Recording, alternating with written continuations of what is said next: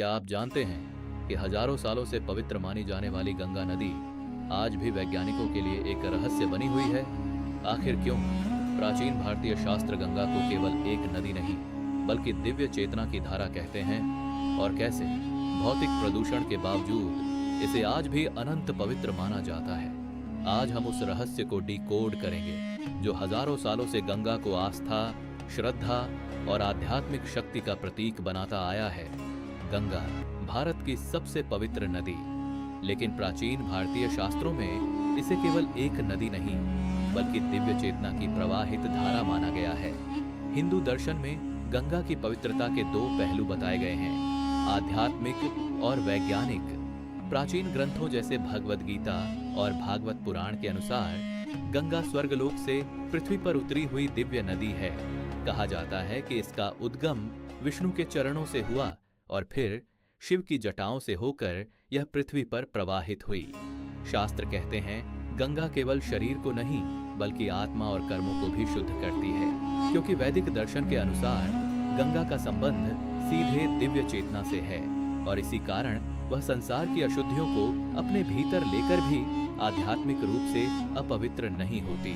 प्राचीन ऋषियों का एक गहरा विचार था, दिव्य तत्व भौतिक अशुद्धियों से परे होता है, इसीलिए गंगा को पतित पावनी कहा गया, अर्थात वह शक्ति जो पतित को भी पवित्र कर दे। गंगा का प्रवाह भी केवल जल का बहाव नहीं माना गया बल्कि एक गहरा प्रतीक समझा गया। स्वर्ग से उतरना, दिव्य कृपा का प्रतीक, निरंतर बहना, जीवन और चेतना के प्रवाह का प्रतीक, और गंगा में स्नान अहंकार और कर्मों के त्याग का प्रतीक। लेकिन आश्चर्यजनक बात यह है कि आधुनिक विज्ञान ने भी गंगा के जल में कुछ अनोखी विशेषताओं को नोटिस किया है। वैज्ञानिकों ने पाया कि गंगा के जल में ऐसे सूक्ष्म जीव पाए जाते हैं जिन्हें बैक्टीरियोफेज कहा जाता है। ये हानिकारक बैक्टीरिया को नष्ट करने में मदद करते हैं। दूसरी नदियों का पानी कुछ समय बाद खराब होने लगता है, लेकिन गंगा का जल लंबे समय तक सुरक्षित रह सकता है।